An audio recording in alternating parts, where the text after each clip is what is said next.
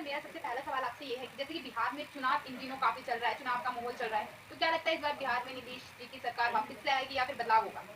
इस बार और भारी बहुमत से सरकार आएगी, समझे ना। तो नीतीश जी का जो कार्य है वो काम पर लोग वोट देंगे। जी। जिस टाइप से बिहार में बदलाव आई है उस बदलाव पर वोट देंगे।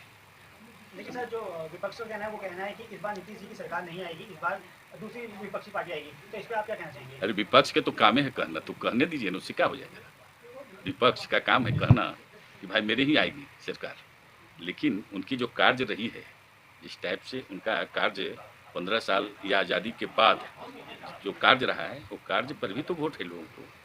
जानता है ना लोग कि जंगल राज, बीमारू प्रदेश, है ना।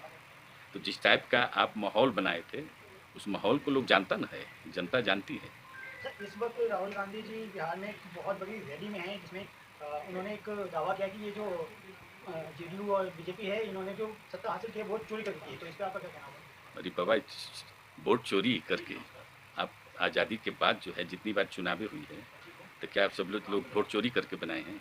चुनाव आयोग का अब तो उनकी माता जो थी सोनिया गांधी 2080 में 1980 में वो जो है बन गई थी वोटर, जबकि वो सदस्यता भी नहीं ली थी। सर ये बताइए जो स्पेशल इंटेंसिव रिव्यू है जिसके तहत मतदाताओं की लिस्ट बन रही है उसको राहुल गांधी वोट चोरी का तरीका बता रहे हैं, इस पे क्या कहेंगे? तो काहे नहीं FIR करें। जी। अगर वो जो है लगता है ऐसा, तो चुनाव आयोग पे FIR तो कह रहा है कि आप दीजिए, FIR कीजिए, तो मैं उस पर सुनवाई करूँगा। ऐसे ही खाली हवा में बात करने से थोड़े कोई जानता है। कोई सभा करके, कोई मीटिंग करके, तो उसके लिए कोई साक्ष्य होनी चाहिए ना, कैसे ही। तो उनको कहने से केवल नहीं होगा ना। राजनीति में जो अपशब्दों का इस्तेमाल हो रहा है, जैसे कि प्रधानमंत्री की स्वर्गीय माता को गाली दी गई, तो क्या कहेंगे? कुछ लोगों का कहना है कि ये बीजेपी का टूल किट है चुनाव की।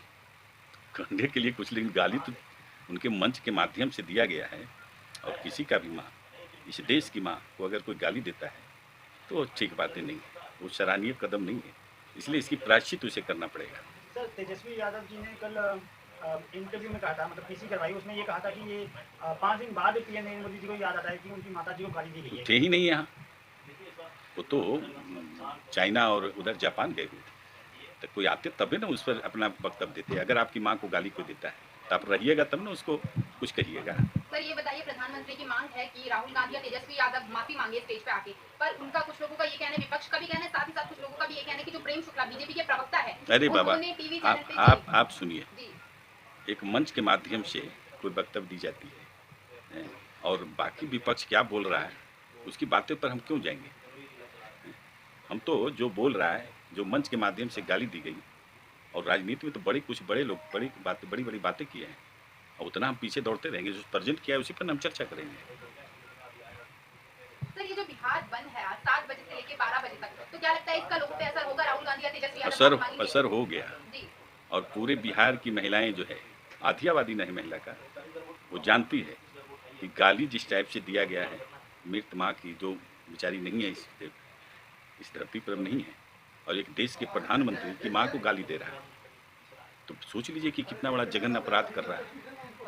सर जैसे पीएम नरेंद्र मोदी जी ने कहा था कि ये जो गाली दी गई है देश की सभी महिलाओं को दी गई है। देश की तमाम महिलाओं की, माँ, बहन, माँ, समाज, बेटी, एक समाज है, महिला समाज जिसको कहते हैं। और महिला विकास के लिए नीतीश बाबू ने जो कार्य किए हैं वो तो चर्चा के विषय नहीं जी। एक बेटी बिहार में पैदा लेती है तो उसको 54,000 रुपये देते हैं ग्रेजुएशन तक। बेटी पढ़ेगी, शब्द संस्कृत बनेगी, तो ये कार्य जो है वो करेगी, बच्चे को भी पढ़ाएगी, है ना। एक बेटी को पढ़ना, एक परिवार को पढ़ना है।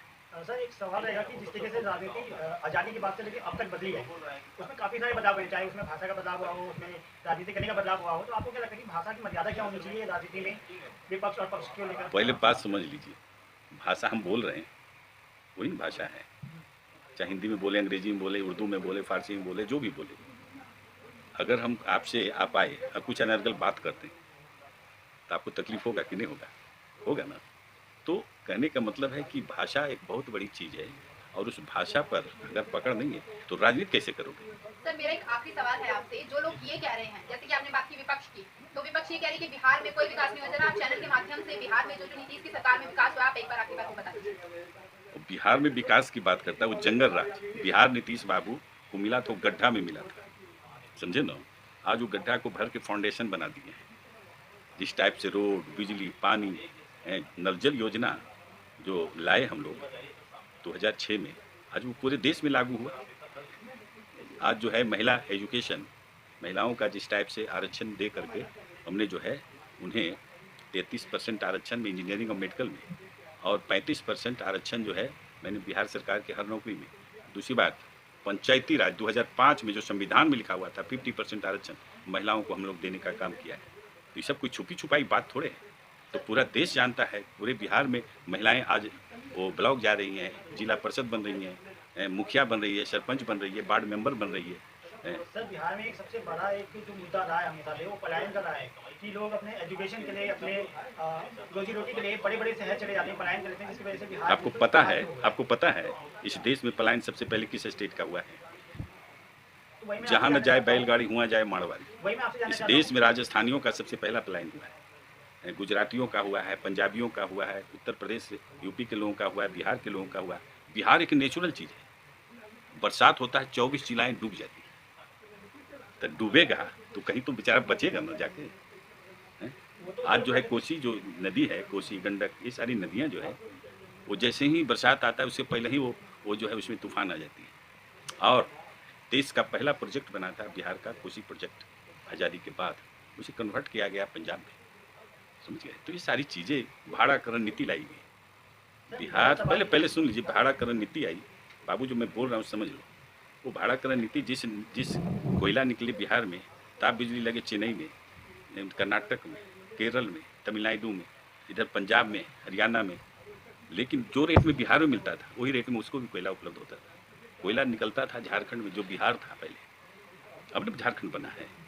तो इस टाइप की कार्य जो है बिहार को लोगों ने लूटने का काम किया है। 18 को मुख्यमंत्री कांग्रेस ने बनाया है, और 2 को मुख्यमंत्री लालू और राबड़ी जी बनी। जिस देश में आज़ादी के 55 साल के बाद ठिप्पामार मुख्यमंत्री मिले जिस स्टेट को, उसकी क्या कहिएगा? समझ रहे हैं बात? सर, ये बताइए कि महिलाओं की सुरक्षा हर पार्टी के लिए अहम मुद्दा रही है, तो बिहार में महिलाएं कितनी सुरक्षित हैं? 100% सुरक्षित है। सुरक्षा के लिए तो हम लोग पूरा काम कर रहे हैं, ठीक ना?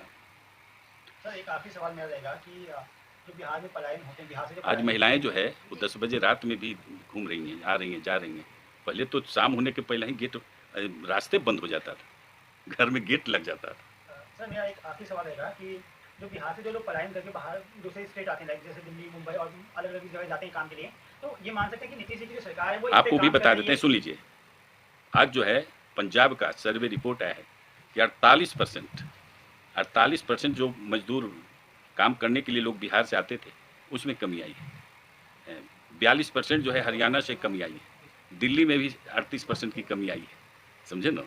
तो इसलिए नीतीश जी की सरकार, विकास हुआ है, रोड बना है, बिजली आई है, अब वो अपने रास्ते विकास की ओर चल रहे हैं, सर, ठीक एक ना? आखिरी 2 शब्द आपके, अगर आप चैनल के माध्यम से बताना चाहेंगे कि इस बार बिहार में किसकी सरकार बनेगी, क्या लगता है नीतीश जी आपको? की सरकार बनेगी।